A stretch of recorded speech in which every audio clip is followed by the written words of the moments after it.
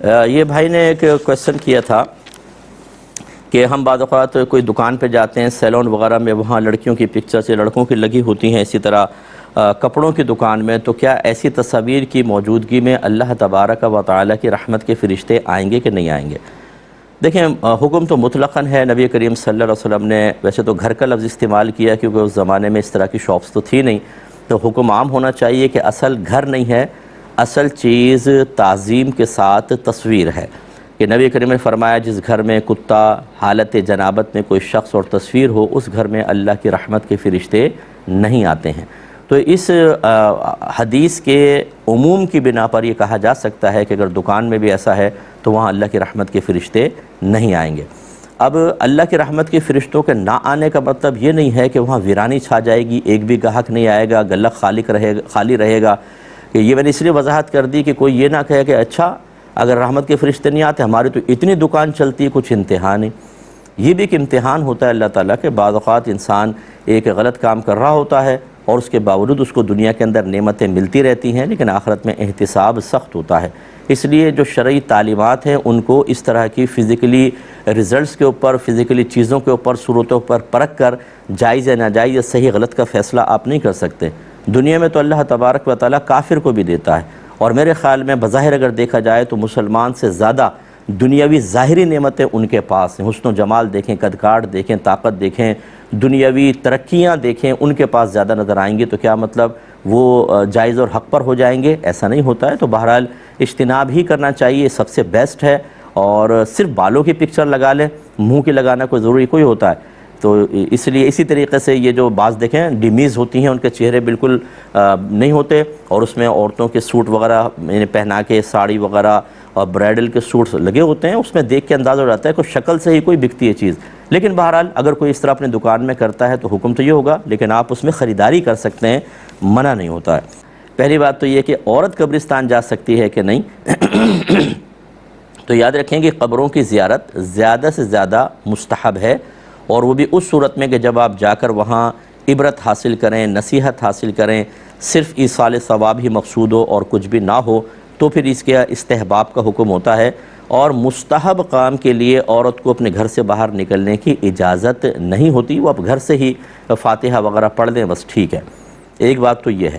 پھر بھی اگر کوئی عورت جیسے قبرستان کے پاس سے گزر رہی ہیں، وہ چلی گئی ہیں قبروں پر، تو اس کی گنجائش نکلتی ہے۔ جس عورت کے اوپر جس کو منع کیا گیا ہے کہ قبرستان میں نہ آئیں،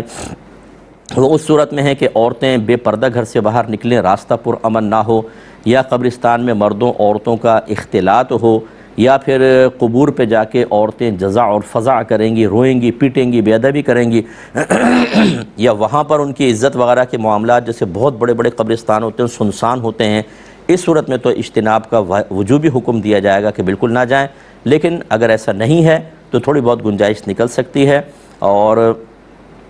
یہ جو اب آپ نے پوچھا کہ حاملہ عورت جا سکتی ہے کہ نہیں، تو آپ نے شاید یہ اس وجہ سے پوچھا ہے کہ اس کے حمل پہ کوئی منفی اثر تو مرتب نہیں ہوگا، تو اس طرح کی کوئی باتیں کچھ بھی شریعت میں نہیں ہیں، یہ ہماری اپنی بنائے ہوئے خوف اور باتیں ہوتی ہیں۔ جیسے حاملہ بچی کو کسی بیوہ کے پاس نہیں جانے دیتے، یا کسی عورت کے بچے نہیں ہو رہے تو اس کے پاس نہیں جانے دیتے کہ وہاں نہ جانا، اس کے بچے نہیں ہوتے۔ اتنی احمقانہ اور مطلب غیر شرعی یہ بات ہے، کچھ انتہا نہیں۔ یعنی کہ اس عورت کو پتہ چل جائے کہ چونکہ آپ کے بچے نہیں ہیں اس لیے ایک حاملہ بچی کو آپ کے پاس آنے سے روک دیا، گویا کہ یہ تصور ہے کہ یہ اس عورت ایک نحوست ہے جس کا اثر اس حاملہ بچی تک پہنچ سکتا ہے، جو انتہائی خلاف شرع چیز ہے۔ اور اس صورت میں اس کی کتنی دل آزاری ہوگی۔ اور اس طرح جو ہمارے گھر کی بڑی بوڑھیاں ہیں جو بہت مطلب یہ کہ جیسے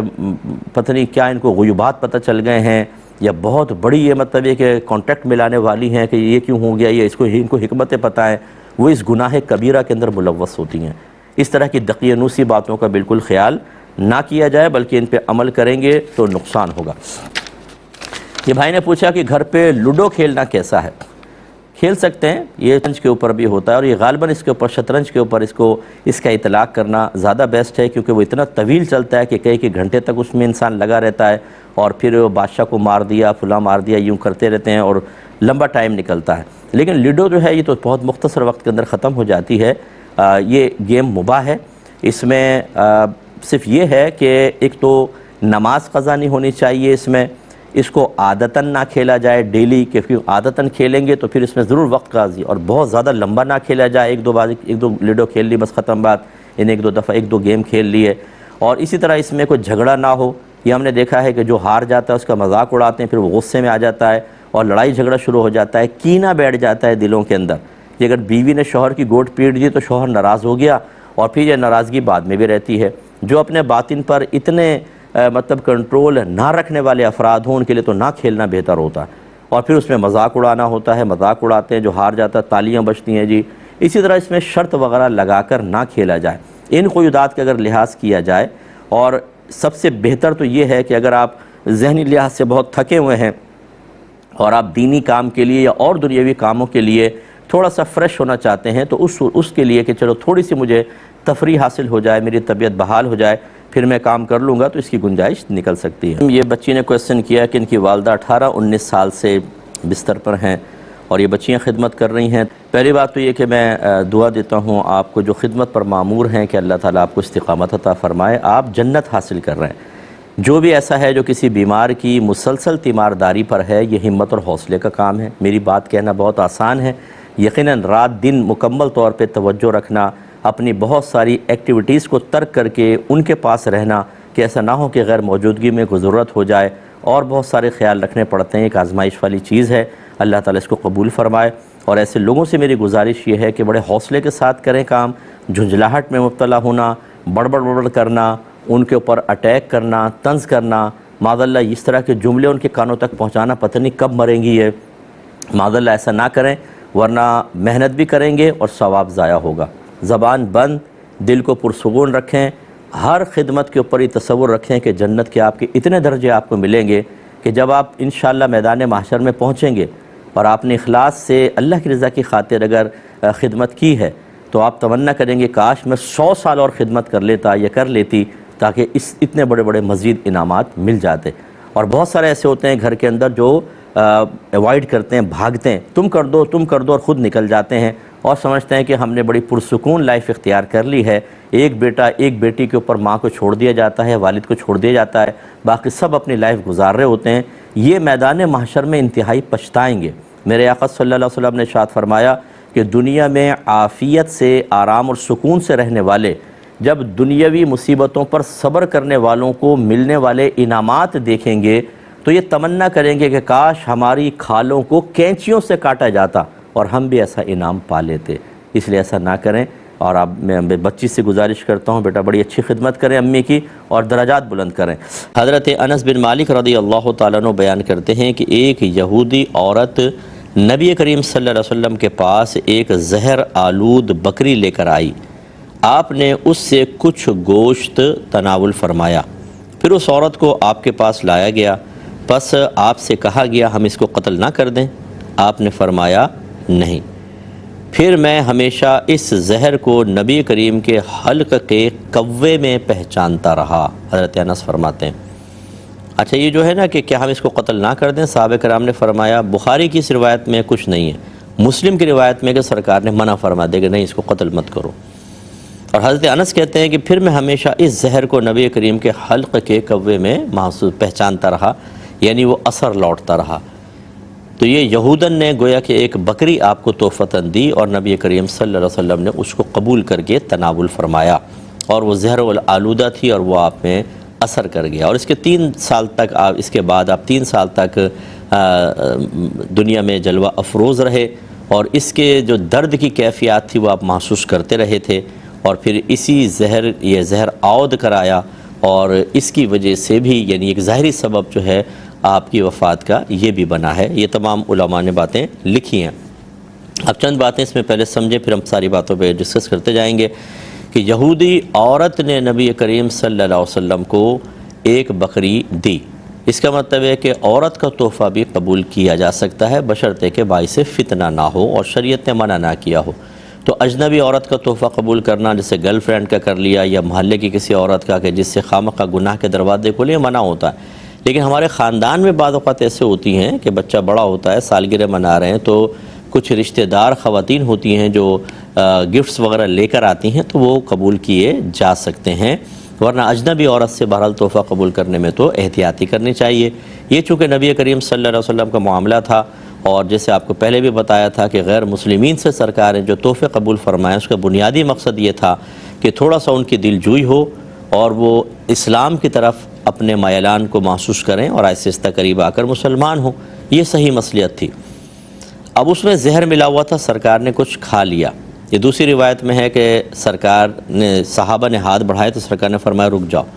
اور فرمایا کہ یہ جو دستی میرے ہاتھ میں ہے اس نے مجھے بتایا ہے کہ اس بکری کے اندر زہر ملا ہوا ہے۔ تو صحابہ کرام رک گئے۔ حضرت ابوبکر صدیق رضی اللہ تعالیٰ عنہ نے بھی سنا، یعنی ایک روایت کے مطابق تناول فرمایا اور آپ نے بھی، اور دونوں کو یہ پھر اس کے معاملات محسوس ہوئے۔ اب یہاں ایک سوال پیدا ہوتا ہے کہ اگر زہر آلود بکری میں زہر تھا تو نبی کریم صلی اللہ علیہ وسلم نے اس کو تناول کیوں فرمایا؟ کیا آپ نے جان بوجھ کے زہر کھایا؟ اور اگر آپ یہ کہیں کہ نہیں معلوم نہیں تھا نبی کریم صلی اللہ علیہ وسلم کو، تو اس کا مطلب ہے آپ کو علم غیب حاصل نہیں ہے، ورنہ تو آپ فوراً بتا دیتے۔ ان دونوں باتوں کی وضاحت یہ ہے کہ یقیناً سرکار صلی اللہ علیہ وسلم کو اس وقت تک یہ علم نہیں تھا کہ اس بکری میں زہر ملا ہوا ہے، ورنہ زہر آلودہ چیز کو جان بوجھ کر کھانا یہ تو غلط ہے۔ وَلَا تُلْقُوا بِأَيْدِيكُمْ إِلَى التَّهْلُكَةِ، اپنے آپ کو جان بوجھ کر ہلاکت میں مبتلا مت کرو، تو اس لیے یہ تو جائز نہیں تھا۔ اب یہ یقیناً بات ثابت ہوئی کہ سرکار کو اس وقت تک اس کا علم نہیں تھا، تو اب اس روایت کو یہ بنیاد بنانا کہ نبی کریم صلی اللہ علیہ وسلم کو علم غیب حاصل نہیں تھا بالکل غلط ہوگا، کیونکہ یاد رکھیں کہ مسلمانوں کا دعویٰ یہ ہے کہ نبی کریم صلی اللہ علیہ وسلم کو بتدریج علم دیا گیا، آہستہ آہستہ علوم دیے گئے۔ ہو سکتا ہے کہ کوئی ایک وقت میں آپ کو ایک چیز کا علم نہیں، لیکن بعد میں اس کا علم دے دیا گیا، حتیٰ کہ وفات تک ما کانا وما یکون کی تکمیل ہو گئی۔ ما کانا جو ہوا، وما یکون اور جو ہوگا۔ حضرت عمرو بن اخطب رضی اللہ تعالیٰ عنہ کہتے ہیں کہ بڑی طویل حدیث ہے، نبی کریم صلی اللہ علیہ وسلم فجر کے بعد ممبر پہ جلوہ اقدس افروز ہوئے اور آپ نے بیان شروع کیا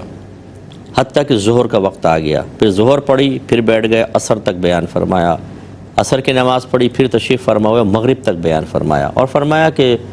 مخلوق کی پیدائش سے آپ نے بیان شروع کیا اور قیامت تک جو کچھ ہونے ہوا اور جو کچھ ہونے والا تھا سب بیان کر دیا۔ وَأَعْلَمُنَا أَحْفَظُنَا، ہم میں زیادہ علم والا وہ ہے یا وہ تھا کہ جس نے اس کو زیادہ یاد رکھا۔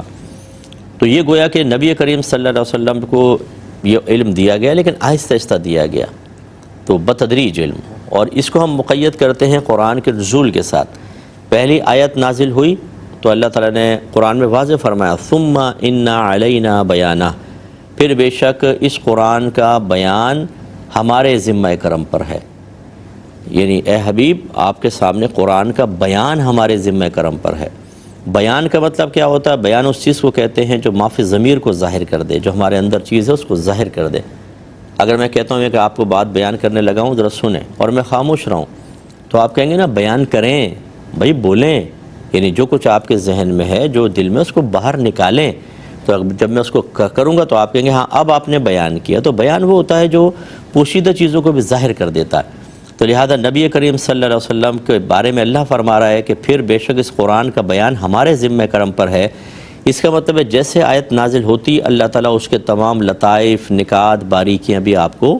بتا دیتا تھا۔ اس کے بعد دوسری، پھر تیسری، پھر چوتھی، حتیٰ کہ 23 سال کی مدت میں، تقریباً 23 سال کی مدت میں قرآن پاک کا نزول تمام ہوا۔ اس کا مطلب یہ ہوا کہ اب ہمارا دعویٰ یہ ہے کہ جب قرآن کا نزول تمام ہوا اس وقت تک سرکار کو تمام جتنے بھی اللہ نے عطا فرمانا چاہے تھے علوم غیبیہ دے دیے گئے۔ تو اب اگر فرض کر لیں کہ 4-5 آیت نازل ہوئیں اور پھر کوئی ایسا واقعہ آپ دیکھتے ہیں زندگی کے درمیان کا کہ جس میں نبی کریم صلی اللہ علیہ وسلم کو کسی چیز کا علم نہیں تھا، تو اس وقت علم نہ ہونا یہ معاذ اللہ ثم معاذ اللہ آپ سے علم غیب کی نفی پر دلیل نہیں بن سکتا، کیونکہ بعد میں تو ہو گیا۔ دعویٰ تو یہ ہے کہ موت کے وقت تک، آپ کے وفات کے وقت تک تمام علوم آپ کو، یعنی جتنا اللہ نے دینا چاہے وہ تمام علوم آپ کو حاصل ہو گئے۔ یہ کوئی ثابت کر کے بتائے کہ نبی کریم فوت ہو گئے اور تب بھی آپ کو فلاں چیز کا علم نہیں دیا گیا، یہ آپ نہیں بتا سکیں گے۔ تو لہٰذا اس میں کوئی تان نہیں ہے، اور کوئی مطلب یہ کہ یہ نتیجہ نکالنا درست ہو سکتا ہے کہ جی نبی کریم کو علم غیب ہوتا تو بتا نہ دیتے۔ علم غیب یقیناً اللہ نے دیا ہے، یہ علم غیب عطائی ہوتا ہے اور ہر نبی کو اللہ تعالیٰ عطا فرماتا ہے، لیکن بتدریج، آہستہ آہستہ، لہٰذا اس میں علم غیب کی نفی پر کوئی دلیل نہیں ہے۔ تو آپ نے گوشت تناول فرما لیا، پھر اس عورت کو لایا گیا۔ دوسری روایت میں ہے کہ نبی کریم صلی اللہ علیہ وسلم نے فرمایا کہ تم نے ایسا کیوں کیا؟ اس نے کہا میں نے اس لیے کیا تاکہ میں آزمانا چاہتی تھی کہ اگر آپ اللہ کے نبی نہیں ہوں گے تو اس سے آپ ہلاک ہو جائیں گے، اور اگر اللہ کے نبی ہوں گے تو اللہ تعالیٰ آپ کو یہ ایسا کرنے نہیں دے گا۔ اس وجہ سے سرکار نے اس کو چھوڑ دیا، کچھ سزا نہیں دی۔ اب یہ جب اللہ تعالیٰ تو جانتا تھا، چلے نبی کریم صلی اللہ علیہ وسلم کو بعد میں پتہ چلا اللہ تو جانتا تھا، تو اللہ نے اپنے حبیب کو پہلے کیوں نہیں روک دیا؟ جب یہ معجزہ ظاہر ہوا جو حقیقتاً کمال الہی ہوتا ہے کہ بکری کا ایک حصہ بول پڑا کہ آپ اس کو نہ کھائیں کیونکہ مجھ میں زہر ملا ہوا ہے یا اس بکری میں زہر ملا ہوا ہے، تو یہ تو پہلے بھی ہو سکتا تھا نا، کہ جیسے سرکار ہاتھ بڑھاتے اللہ تعالیٰ کی طرف سے حکم ہوتا اور بکری بولنے لگ جاتی ہاتھ نہ لگائیں کیونکہ مجھ میں زہر ملا ہوا ہے۔ تو کیوں نہیں ہوا؟ اس کی وجہ بعض علماء نے یہ بیان فرمائی کہ اصل میں اللہ تبارک و تعالیٰ کی مشیت یہ تھی کہ اللہ نہیں چاہتا تھا کہ میرے حبیب کسی کافر کی تلوار سے شہید کیے جائیں، کسی کو اس انداز سے میرے محبوب پر غلبہ حاصل ہو، لہٰذا پوری زندگی کئی جہادوں میں سرکار شریک رہے لیکن آپ کے اوپر کوئی تلوار کا وار نہ کر سکا، ایسا کوئی وار نہ کر سکا کہ آپ شہید ہو جاتے۔ لیکن شہادت ایک مقام بھی بہت بلند و بالا ہے، لہذا اللہ تبارک و تعالیٰ نے جو شہادت حقیقیہ کہلاتی ہے اس سے تو آپ کو محفوظ رکھا، لیکن جو شہادت حکمیہ ہے کہ اگر کوئی زہر کھا کے فوت ہو جاتا ہے اور اس زہر کی وجہ سے ہوتا ہے تو اس کو شہید حکمی کہا جاتا ہے۔ تو اس لیے اللہ تبارک و تعالیٰ نے ابتداً آپ کو ایک دو لقمے کھانے دیے تاکہ وہ زہر اندر پہنچ جائے اور پھر وہ عود کرے اور اس کے ظاہری سبب کی وجہ سے آپ کا وصال ہو اور آپ شہید کا مقام و مرتبہ بھی پالیں۔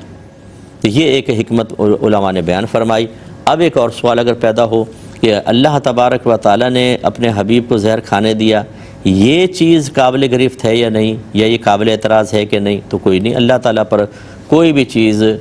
قابل گرفت نہیں ہو سکتی، قابل اعتراض نہیں ہو سکتی، اس کے ہر کام میں حکمت ہوتی ہے، وہ قادر مطلق ہے۔ یہ یاد رکھیں کہ ثواب اور گناہ کب پیدا ہوتے ہیں؟ کہ جب آپ کسی کا حکم مانتے ہیں، یعنی اللہ رسول کا حکم مانتے ہیں تو ثواب، نہیں مانتے تو گناہ، جبکہ اللہ تعالیٰ پر تو کوئی حاکم ہی نہیں ہے، تو پھر اللہ تعالیٰ کے کسی بھی معاملے میں ناجائز کا، خراب کا، غلط کا کوئی تصور نہیں ہے، لیکن اس کے باوجود گناہوں کی نسبت کرنا، عیوب و نقائص کے اللہ کی طرف نسبت کرنا بے ادبی ہے، اور یہ کہنا کہ اللہ فلاں گناہ کر سکتا ہے یہ کفر تک بھی پہنچا سکتا ہے۔ لیکن یاد رکھیں کہ جب اللہ نے یہ فیصلہ فرمایا کہ اس کے حبیب چند لقمے کھا لیں اور یہ زہر پھر سبب ظاہری بن جائے آپ کے وصال کا، تو اس میں اللہ کے لیے کوئی گرفت نہیں ہے، کوئی گناہ کا ارادہ کوئی تھا، گناہ تو آپ کے میرے لیے ہوتا ہے نا، اللہ کے لیے نہیں ہوتا، تو اس لیے کوئی گرفت نہیں ہے۔ دیکھیں نا اللہ تعالیٰ نے تمام جو گناہوں کے اسباب ہیں، گمراہی کے اسباب ہیں، ان کا خالق اللہ تبارک و تعالیٰ ہی ہے۔ یہ نہیں کہہ سکتے کہ اس کو شیطان نے پیدا کیا، کافر ہو جائیں گے، لیکن وہ کیوں پیدا کیے؟ آزمائش کے لیے، بندوں کو آزمائے۔ ایک انہوں نے کہا کہ کسی نے کویسچن کیا تھا کہ ہمارے کالج میں فریشر پارٹی کے نام سے ایک پارٹی ہوتی ہے اور اس کے شروع سے پہلے کچھ کفریہ قسم کے گانے گائے جاتے ہیں اور کچھ بت وغیرہ رکھے ہوتے ہیں، ان پہ پھول بھی چڑھایا جاتا ہے، دیا وغیرہ جلایا جاتا ہے وہاں پر، پھر پارٹی کے دوران بھی خوب ناچ گانے اچھی طریقے سے ہوتے ہیں سب کچھ۔ اب جو ہم سینئر اسٹوڈنٹس ہیں، ہم سے جبراً اس کا چندہ لیا جاتا ہے۔ اب ہمیں نہیں پتہ کہ وہ چندہ کس کام میں استعمال ہو رہا ہے، لیکن جبراً پیسے لیے جاتے ہیں، تو دینے والے کے لیے کیا حکم ہوگا؟ کیا اس پہ کوئی حکم کفر وغیرہ لگے گا یا نہیں؟ دیکھیں ایسی کفریہ چیزیں جو کسی دوسرے مذہب کی مذہبی علامات ہوں، ان کو اختیار کرنا، ان کے اندر شرکت کرنا، ان کو پسند کرنا، یہ مذہب اسلام نے منع کیا ہے، اور اسی طریقے سے اس میں مالی تعاون کرنا بھی منع ہوگا۔ اس لیے اصلاً تو یہی ہے کہ آپ کو اس سے اجتناب کرنا چاہیے۔ لیکن اگر آپ یہ سمجھتے ہیں کہ کوئی ایسا آپ کا علاقہ ہے، کوئی ایسا ماحول ہے اطراف میں کہ اگر ہم اس میں تعاون نہیں کرتے، اس جبرن کے مقابلے میں ہم بھی ذرا اکڑ جاتے ہیں اور جبر کرتے ہیں، اور پھر آپ کے لیے آگے چل کر کچھ نقصان ہو جاتا ہے، چاہے وہ نمبروں میں کمی کے ذریعے ہو، چاہے وہ جانی نقصان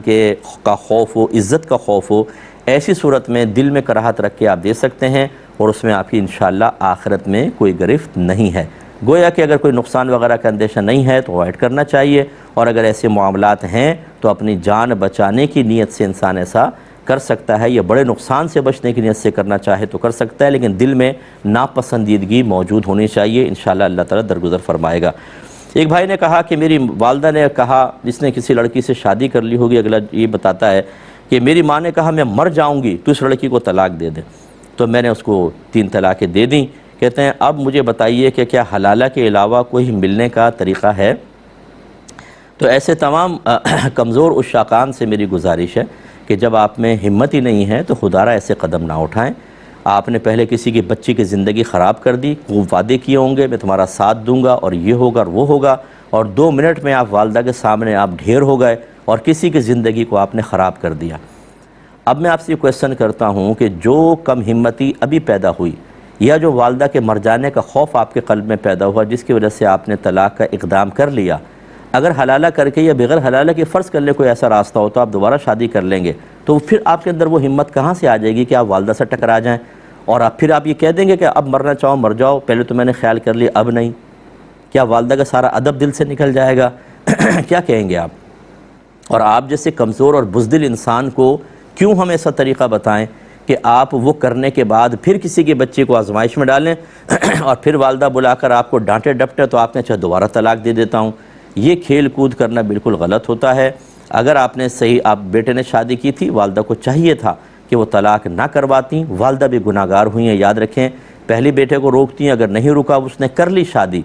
تو پھر اس میں تو کفو بھی نہیں دیکھا جاتا کہ لڑکے کے معاملے میں کہ اس نے کس لڑکی سے شادی کی ہے، وہ شادی کرنے دیتے ہونے دیتے۔ اب اس کی کسی کے بچی کو طلاق دلوائی، قصور تو آپ کے بیٹے کا بھی تھا،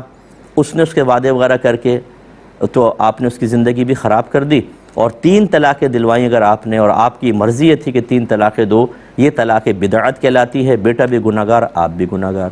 تو خلاصہ کلام یہ ہے کہ بہرحال اگر 3 طلاقیں دی ہیں، حلالہ کے بغیر بیٹا کچھ بھی نہیں ہو سکتا، حلالہ کے بعد ہی۔ لیکن ہمارے مشورہ یہ ہے کہ یہ قدم اٹھانے سے پہلے 50 بار آپ سوچیں، اپنے اندر کوئی طاقت اور ہمت پیدا کریں، ورنہ آپ دنیا بھی اپنی خراب کریں گے اور ہو ہی رہی ہے، بچی بھی اذیت میں، آپ بھی، والدہ بھی اذیت میں، اور آخرت تو ابھی اب موجود ہے، ڈے آف ججمنٹ میں آپ کو جواب دہ ہونا پڑے گا۔ کہتے ہیں کہ کسی نے قسم کھائی کہ اگر میری فجر کی نماز قضا ہوئی تو اگلی فجر تک میں کچھ نہیں کھاؤں گا، اور اگر یہ میں قسم توڑ دوں تو 1,00,000 قسموں کا کفارہ دوں گا، اور قسم توڑ دی۔ اب کیا حکم شرع ہوگا؟ پہلے تو میں اسی کا خیر فوکس کر دیتا ہوں کہ جب انسان کوئی قسم کھا لیتا ہے، آپ نے قسم کھائی کہ میں کھانا نہیں کھاؤں گا 1 دن تک، اور کھا لیا آپ نے، تو 1 قسم کا کفارہ آپ کو ضرور دینا ہی ہوگا۔ اور اگر آپ نے یہ کہا تھا کہ قسم توڑ دی تو میں 1,00,000 قسموں کا کفارہ دوں گا، یہ آپ پہ لازم نہیں ہوگا، کیونکہ 1,00,000 قسموں کا کفارہ جو ہے وہ شریعت نے لازم نہیں کیا، آپ اپنے اوپر لازم نہیں کر سکتے۔ یہ ضرور ہے کہ قسم توڑنے کا کفارہ آپ ضرور دیں گے، ٹھیک ہے۔ اور دوسری بات یہ ہے کہ یہ جو آپ نے اس طرح قسم کھا کر اپنے نفس کو وقتی طور پہ مغلوب ہوتا دیکھ کر ایک خوشی، توانائی، کامیابی اور فتح کا سا احساس حاصل کیا، لیکن دوسرے ہی دن آپ کو پٹخ دیا یا کچھ دن بعد آپ کو نفس نے اور شیطان نے پٹخ دیا، اس سے ذرا اندازہ کریں۔ جب انسان کے اندر ہمت نہ ہو نا تو اپنی ہمت سے آگے بڑھ کر کوشش نہیں کرنی چاہیے۔ نہ آپ کو نہ شیطان کی ہمیں معرفت حاصل ہوتی ہے، نہ نفس کی صحیح طریقے سے معرفت، نہ ان کی چالاکیاں ہم نے سیکھی ہوتی ہیں۔ اس طرح کی قسمیں کھا کر، یعنی ہمت بالکل نہیں ہے فجر میں اٹھنے کے لیے، قسمیں کھا کر اپنے اندر مضبوطی پیدا کرنے کی کوشش کرتے ہیں، اللہ تعالیٰ کے مقدس نام کو ذکر کر کے اس کی بے حرمتی کا بھی ارتکاب کیا۔ یہ نہیں سوچا کہ میرے اندر وہ ہمت ہی نہیں ہے، 50 پہلے میں نے اپنے نفس کی غلامی والے کام کیے ہیں اور غلط کام کرتا رہا ہوں، گناہ والے کام کرتا رہا ہوں، ناجائز کام کرتا رہا ہوں، تو یہ بھی میں دوبارہ کرنے لگوں گا، یہ نہیں سوچا۔ بس ایک قسم سے ایسی بند بن جائے گا کہ اب کچھ نہیں ہوگا۔ یہ اصل میں قسم کھلوائی آپ سے شیطان اور نفس نے ہے، انہیں پتہ ہے کہ یہ بڑا کیا 30 مار خان ہے، قسم بھی کھلواؤ، زیادہ گلٹ فیل کرے گا، زیادہ ڈپریشن میں جائے گا، زیادہ احساس جرم ہوگا، جس سے اور اس کی یکسوئی اور توانائی ختم ہوگی اور گناہگار بھی ہوگا، اور پرانے کام تو ہم کرواتے رہیں گے، اور ویسا ہی ہوا۔ تو بہرحال اب آئندہ